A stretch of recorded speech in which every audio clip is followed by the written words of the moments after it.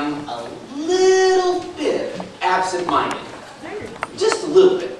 The choir is already chuckling. So on my phone, I have this awesome thing called Astrid. Now I would call it up and show you, but I'd have to go to each pew, and that would get really boring for most of you most of the time. But basically speaking, what it is a gigantic set of interlocking to-do lists. And I can write down everything that I need to do, which is really good and really not so good. All I find is it is a great tool when I'm not feeling stressed out and busy. Because it's funny, when I'm feeling stressed out and like I've got too much to do, it seems like it remains sort of here on my hip a lot more than taking it out and looking at it. That somehow the Facebook application or the iTunes on my phone gets opened a lot more, and that one just never quite gets to be time to check it. Or people will come to me, and some of you who have had this experience, most of you who have had this experience, have actually learned from this experience, where you walk up to me and you ask me a question, or you ask me to do something, and I say that I will, and most of y'all have learned at this point to wait. And wait for me to write it down. Because you know that if I don't write it down, it's not going to happen. You'll just have to remind me again. And what I find is in those times when I'm feeling extra busy, when I'm feeling stressed out, I mean to do things. I mean to take care of things. I mean to get things done, but I don't write them down. Or I don't check where I wrote them down until it's almost too late, or until it's too late. And it's one of the most frustrating things for me about my own personality. It really annoys me that I do this, because what I want to be is somebody who you know you can count on all the time, is somebody who you know is going to remember what needs to be done. That what I want to be is I want to be that person that you can always count on. But I know that people have called me 10 minutes before an event and said, "Are you coming, preacher?" And I've eventually gotten there. And Jesus talks about this sort of day-to-day reality of keeping our word. This day-to-day reality of doing what we say we're going to do, of being honest in our communication.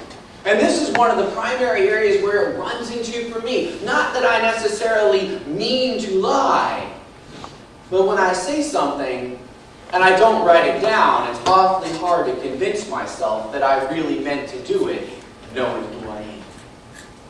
I think we all have pieces like that in our life. Situations where we know we are shading things a little bit, shading things a little bit, making things not quite exactly 100% accurate to cast ourselves in a better light. To set aside something that we find difficult or annoying.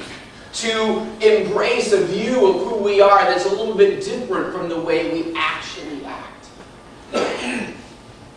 We have been walking through with Jesus a series where he continues throughout chapter 5 of the book of Matthew to talk about the practical aspects of our life. How do we actually live the life that he desires us to live? What does it look like? What do we do? What don't we do? And we've looked at all sorts of different aspects of it in terms of our thought life, in terms of our purity, in terms of how we treat other people, how we talk to other people. And now this particular section in chapter 5, starting here in verse 32. Starting in verse 33. Jesus is talking about how we communicate with one another. And he says this in verse 33. Again, you have heard it said that the ancients were told, "You shall not make false vows, but shall fulfill your vows to the Lord." But I say to you, make no oath at all, either by heaven, for it is the throne of God, or by the earth, for it is the footstool of his feet, or by Jerusalem, for it is the city of the great king. Nor shall you make an oath by your head, for you cannot make one hair of it white or black. Okay, hair color by L'Oreal, not really covered by this, but you know what he means, because it's not like it stays that way once you do it. You got to keep going after it. Just to be clear. Okay, we're going to go on. Now now I've lost where I was. All right, but let your statement be yes, yes, or no, no. Anything beyond this is of evil. Now, what Jesus does here is he starts out and he says, all right, what you've heard said in the Old Testament is when you make a vow, you've got to fulfill it. If you say, Lord, if this many oxen come in, I'm going to give you one of the oxen as an offering, you got to do it. That if you say, God, if this business deal works out, I'm going to go ahead and give you this kind of a sacrifice of grain, you got to go ahead and do it. It's saying that when you make a vow to God, you have to fulfill it. And that was the law of the Old Testament. And the people of the Old Testament tried to abide by that law. And what Jesus does is, once again, remember, he's done this in every single section we're talking about, where he said, look, you remember what it says in the Old Testament? That's good. But I say to you. And here too, Jesus says, but I say to you. He is setting himself up on the same level of authority as the Old Testament. He's setting himself on the same level of authority as Moses and the other prophets who are writing down the very words of God that God is giving them. He's reminding us of who he really is. And what he says here is he says, but I say to you, don't make oaths at all.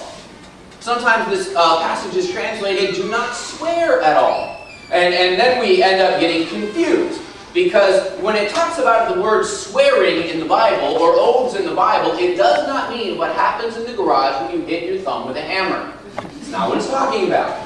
It's talking about this idea of, one of the more popular ones in our country is, I swear it on my grandma's grave.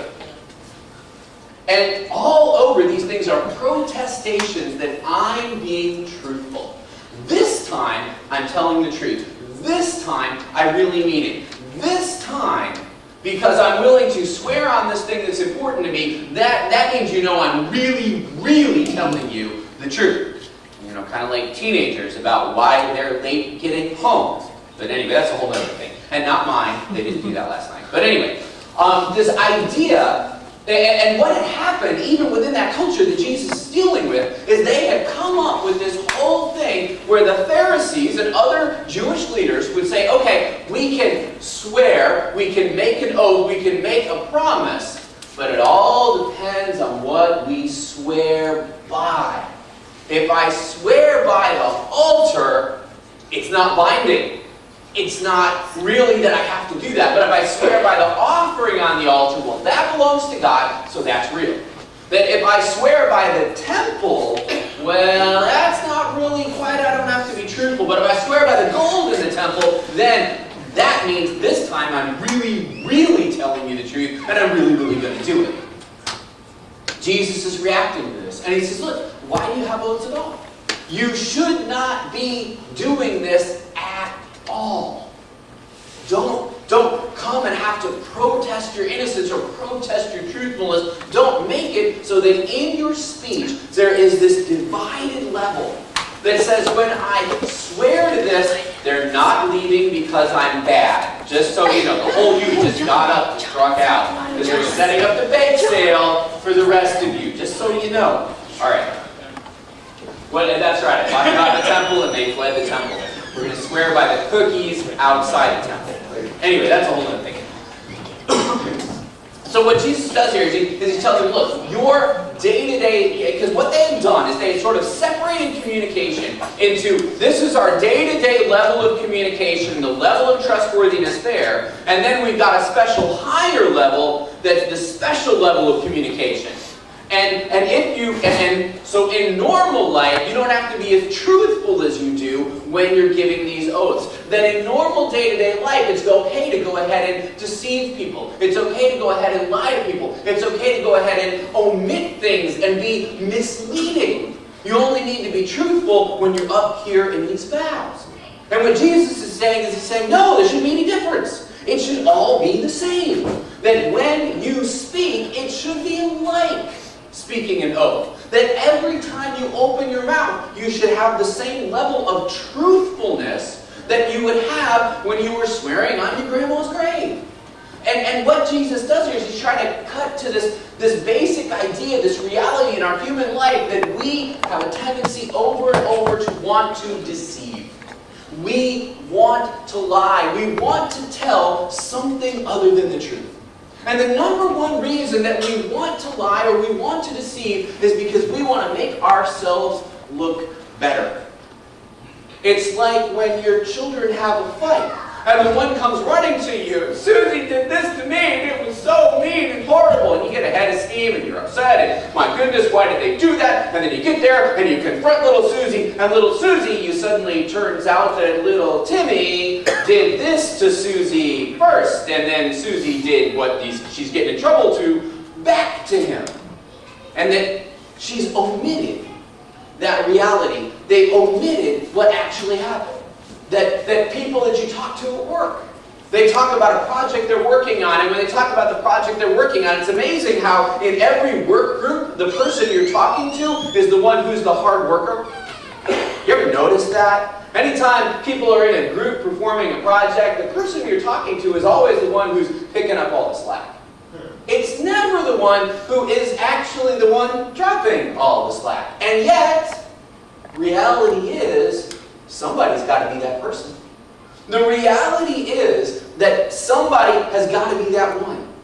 And throughout our lives, not just our children, not just our coworkers, but ourselves, we are constantly dealing with this temptation to shade the truth, to make our part look a little bit bigger, to make our behavior look a little bit better, to make our actions look a little bit nicer. And we do that in the way that we talk about things. As we get older, we get more subtle about it. I mean, usually with the smaller children and even the young teenagers, you can tell when they're trying to do that. And it's kind of, you laugh at it, it's kind of cute. But as older people, as we grow up, we become adults, we get out in the work world, we find the subtle ways of doing it. The ways to use language, the right words to say to make ourselves seem more important than we really are. And what Jesus is saying is to throw all of that away. To take a stand in our heart right away at the very beginning and say, no. It's not that you need to be honest when there's an oath on the line. It's not that you need to be honest when you're standing there in court or you're up there in front of the temple. That instead, that we need to be as honest as we would be sitting at the throne of Jesus, looking up at Him and explaining to Him what happened, as we are in the way we interact with one another day by day. He says, let your yes be yes, and your no be no. Let honesty and truthfulness be so much a part of your daily conversation that everyone around you knows that if they said it, that really is what happened. That if they said it or spoke about it, then the way they related it is the way it really happened. And in order to do this, and this is the hardest part of all, because of who we are as human beings, this is the hardest part of all, is that when we have to be truthful, when we desire to really be accurate, almost always what we have to do is cast ourselves in a worse light than we believe we deserve. That when we are telling the truth, most of the time it involves dismantling our own defenses in our mind that immediately in every situation point out how we are right and the other person is wrong. That immediately point out how we are reasonable and they are unreasonable. That immediately point out how what we're doing is pure and good and wonderful and what they're doing is dishonest and wrong. We've got to dismantle that and view ourselves. You've heard it said where he talks about, when so-and-so speaks, you got to take it with a grain of salt. When you are talking to yourself in your own head, you have got to take it with a grain of salt. Preferably one about the size of a beach ball. Okay? It's just reality. That's who we are. The scripture tells us that the heart is deceptive above all things and cannot be cured. Our own assessment of our own actions is going to be flawed. Is going to be wrong. Is going to cast us as the angel and the other person as the devil, and it's going to do it automatically, and it's never going to stop. The only way we combat that, the only way we fight that, is that when we come to it, we pray, asking God to give us wisdom and understanding, and then we are suspicious of ourselves, suspicious of our motives. and are willing, when we relate what happened, when we talk to somebody else about the argument that occurred, when we tell somebody else the story of how we are wronged, that we cast ourselves in a worse part than we wanted to. That we make ourselves even a little bit uncomfortable with how bad we make ourselves seem as we're relating this. And that is what will get you known as someone who tells the truth. It's like the Bible itself. One of the things that's been said about the Bible is that it is not a book that a man would write if he could. That if it was written by men, we would not know about David's adultery with Bathsheba. Because the king of the country where it was written would never have let that be put in there. That if the Bible was written only by men, then we would never know about how Moses' encounter with God really went in front of the burning bush, where he had kept saying, "No, God, not me. Really, really, not me. Send somebody, anybody else." We wouldn't know that. But God lets us know that. Because he tells us that what we need to do with our weaknesses and our failings and our problems is not to hide them away and pretend they never happened. And try to burnish them out of our life and pretend we're better than we really are. But it's instead to be honest and open about those things. Because other people have the same problems. And when they know we're not trying to make ourselves look good at their expense, and they don't end up making themselves look good at our expense, we can actually come together, commiserate with one another, strengthen one another, encourage one another in those areas that are hardest for us to deal with. So my challenge to you this week is to carry around that grain of salt. Carry around that grain of salt the size of a beach ball, and when you're tempted to start thinking in your mind about how you're acting, or how you're treated, or how you're reacting, to pull that thing out. Say, wait a minute. I'm not really telling myself the truth here. Take a minute and pray. And to really assess the situation as it is, not the way it seems in the fantasy world we put together in our head. At this point, it's time for a hymn of decision. It's an opportunity for you to come up if you want to speak with me. I will pray for you.